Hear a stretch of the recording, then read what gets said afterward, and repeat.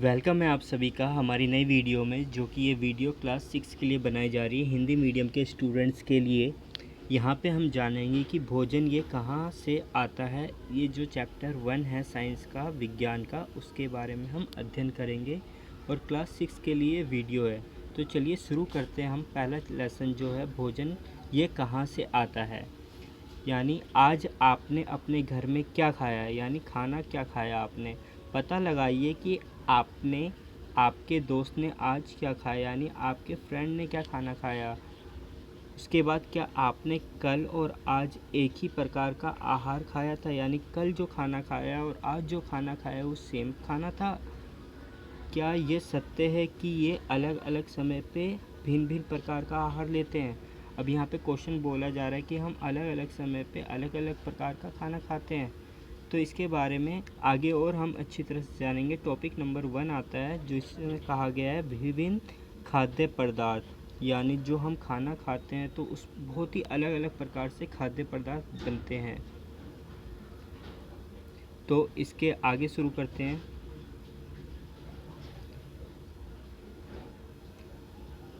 जैसे कि आगे बताया जा रहा है, यहाँ पे एक्टिविटी दे रखी है। बोला कि विद्यालय में अपने दोस्तों से उन खाद्य पदार्थों की जानकारी प्राप्त कीजिए जो पूरे दिन में खाते हैं, यानी अपने फ्रेंड से आप लोगों को पूछना है कि आपके फ्रेंड पूरे दिन में क्या क्या खाते हैं। यदि वे विभिन्न राज्यों में रहने वाले हो तो उनसे यह जानकारी प्राप्त करने का प्रयास कीजिए। अपनी नोटबुक में सारणी तथा यथासंभव अधिक से अधिक दोस्तों द्वारा खाए जाने वाले विभिन्न खाद्य पदार्थ की जानकारी को सूचीबद्ध कीजिए। तो जैसे यहाँ पे दोस्तों के नाम लिखने हैं आपको फर्स्ट कॉलम में, सेकंड कॉलम में पूरे दिन में खाए जाने वाले खानों के नाम लिखने हैं। तो ये एक्टिविटी दे दी है। तो अभी तो स्कूल बंद है, आप लोग अपने आसपास रह रहे फ्रेंड पे कॉल करके व्हाट्सएप पे आप लोग पूछ सकते हो। तो आगे बढ़ते हैं। यहाँ पे अपने भोजन में हम अनेक प्रकार की चीज़ें खाते हैं। खाने की ये सभी चीज़ें किन से बनी हुई होती है। पक्के चावल के बारे में सोचिए, जो पके हुए चावल खाते हैं उनके बारे में सोचो। हम कच्चा चावल लेते हैं, उसे पानी में उबालते हैं, इसे तैयार करते हैं। दो पदार्थों यानी संगठनों की आवश्यकता होती है, यानी चावल जो बना वो दो चीज़ों से मिलकर बना। जो कच्चे चावल थे उसमें जब हमने पानी में उबाला तो वो संगठनों में बदल गया। उसके बाद दूसरी ओर कुछ भोजन तैयार करने में हमें कई संगठनों की आवश्यकता होती है। यदि हम सब्जी बनाना चाहते हैं तो हमें अलग अलग प्रकार की कई कच्ची सब्जियां, नमक, मसाले, तेल आदि की आवश्यकता होगी। बिल्कुल सही बात है। चावल बनाने के लिए हमें सिर्फ दो चीज़ों की आवश्यकता थी, एक पानी की और दूसरी चावल की। उसके बाद यदि हम सब्जी बनाना चाहते हैं तो उसमें हमें अलग अलग चीज़ें चाहिए होगी, जैसे कच्ची सब्जियां चाहिए होगी, नमक चाहिए होंगे, मसाले चाहिए होंगे, तेल चाहिए होंगे आदि, ये सारी चीज़ों की आवश्यकता होती है। यहाँ पे एक्टिविटी 2 दे रखा है। यहाँ पे एक्टिविटी 2 में इसने क्या बोला है, 1.1 में सूची से कुछ खाद्य पदार्थों को छांटिए और अपने दोस्तों तथा घरों पर चर्चा करके जानकारी प्राप्त करने कि इनके बनाने के लिए कौन सी सामग्री चाहिए। यानी जो आपने वहाँ पे, मान लो आपके एक फ्रेंड राहुल है, राहुल के घर पे आज मान लो दलिया बना है, तो दलिया बनाने के लिए क्या क्या चाहिए होगा। तो दलिया चाहिए होगा, दूध चाहिए होगा, चीनी चाहिए होगा, तो ये सारी चीज़ें चाहिए होगी। इनको 1.2 सूचीबद्ध में कीजिए, यानी जो दूसरी है उसमें सूची में लिखना है। वस्तु का नाम, उसे प्रयुक्त कच्चे सामग्री में कुछ उदाहरण 1.2 में दिए गए हैं। यहाँ पे इन्होंने कुछ एग्जाम्पल पहले से ही दे रखे हैं, जैसे रोटी बनानी है हमें, तो रोटी बनाने के लिए आटा चाहिए और जल चाहिए। दाल बनाना है हमें, तो दाल बनाने के लिए कच्ची दाल चाहिए, जल चाहिए, नमक चाहिए, तेल, घी, मसाले, ये सारी चीज़ें चाहिए। तो ऐसे जैसे मैंने दलिया का एग्जाम्पल दे दिया। और परांठे बनाने हैं तो क्या क्या चाहिए होंगे, तो ये सारी चीज़ें इस प्रकार से हमें पता चल गई। तो हमें ये पता चला यहाँ पे खाने जो होता है वो विभिन्न पदार्थों से मिलकर बना होता है। जब अलग अलग चीज़ों से मिलकर जो चीज़ें बनी हुई होती है उसे हम क्या बोलते हैं, संगठक बोलते हैं। क्या बोलते हैं, संगठक। तो ये संगठकों के द्वारा बनी हुई चीज़ें होती है, जैसे आटा पानी से रोटी बन गई, चावल पानी से चावल बन गए, सब्जी के लिए आपने जान लिया, तो ये सारी चीज़ें संगठनों से बनी होती है, अलग अलग चीज़ों से मिलके बनी हुई होती है। तो यहाँ पे आता है टॉपिक नंबर 1.2। 1.2 में खाद्य सामग्री और उनके स्रोत। जो भी हमारी चीज़ें, आटा था, जैसे चावल था, तो ये सारी चीज़ें कहाँ से मिलती हैं, इनके स्रोत क्या हैं, इसके बारे में यहाँ पे हम जानेंगे। तो 1.2 में सूचीबद्ध कुछ सामग्री जैसे फल सब्जी के स्रोत का अनुमान लगाने के लिए बहुत आसान हो सकता है। यह कहाँ से आते हैं, यानी अब क्वेश्चन आता है कि ये सारी चीज़ें जो भी हमने 1.2 टेबल में लिखी थी, ये सारी चीज़ें कहाँ से आती है। निश्चित रूप से पौधों से आती है। सही बात है, जितनी भी चीज़ें हम देखते हैं वो सारी चीज़ें कहाँ से आती है, पौधों से आती है। गेहूँ और चावल का क्या स्रोत है, यानी गेहूँ और जो चावल मिलते हैं वो कहाँ से आते हैं। आपने धान और गेहूँ के खेतों में उनके पौधों का अन्य पत्तियाँ देखी होगी। हाँ बिल्कुल, आप लोग जब भी अपने पेरेंट्स के साथ गांव गए होंगे, या कुछ लोग गांव के इलाकों में रहते हैं, तो उन्होंने बिल्कुल खेतों में गेहूं की फसलें देखी होगी और धान की फसलें देखी होगी। तो उन सारी चीज़ों से ये अनाज प्राप्त होते हैं हमें। कुछ अन्य खाद्य पदार्थ जैसे दूध दही अंडा मुर्गा मछली झींगा मांस आदि हमें जंतुओं से प्राप्त होता है। तो कुछ खाने पीने की जो चीज़ें हमें पौधों से प्राप्त होती है, और जैसी दूसरी जो मीट है, ये सारी चीज़ें, दूध हो गया, अंडा हो गया, मछली हो गया, झींगा हो गया, मांस आदि हमें जंतुओं से मिलती है।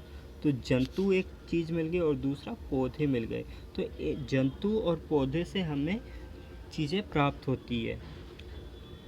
उसके बाद एक्टिविटी 3 दे रखा है यहाँ पे। एक्टिविटी 3 में क्या कहता है, आइए हम कुछ पूर्व सूचीबद्ध खाद्य पदार्थों और उनके संगठकों के स्रोतों को जानने का प्रयास करते हैं। कुछ उदाहरण 1.3 में दिए गए हैं, कुछ उदाहरण इसमें सूची में जोड़िए। यानी हम कुछ तो एग्जाम्पल पहले से दे रखे हैं और कुछ हमें अपनी तरफ से जोड़ना है।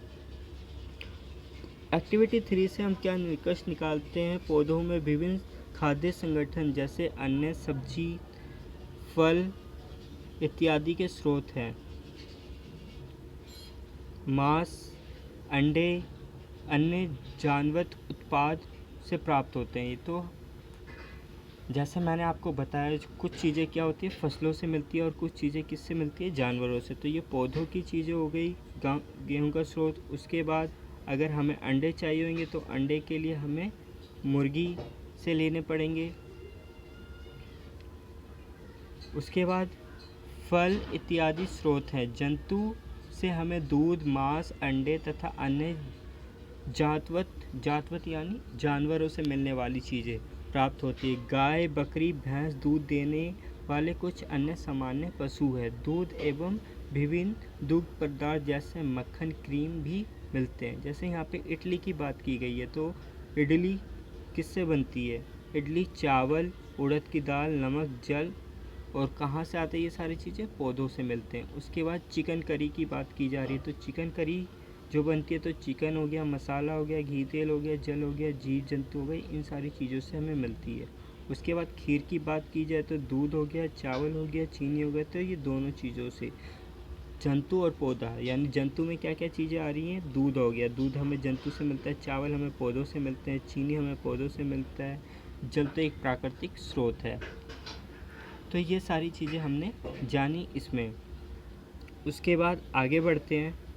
घी पनीर दही का उपभोग संसार के प्रत्येक क्षेत्र में किया जाता है। क्या आप कुछ अन्य जंतुओं के नाम बता सकते हैं जो हमें दूध देते हैं। तो यहाँ पे आपसे क्वेश्चन पूछ लिया गया कि कुछ अन्य जीवों के नाम बताइए जो हमें क्या देते हैं, दूध देते हैं। तो कुछ अपने एक्टिविटी में सर्च करना कि किन किन जानवरों से हमें दूध प्राप्त होते हैं।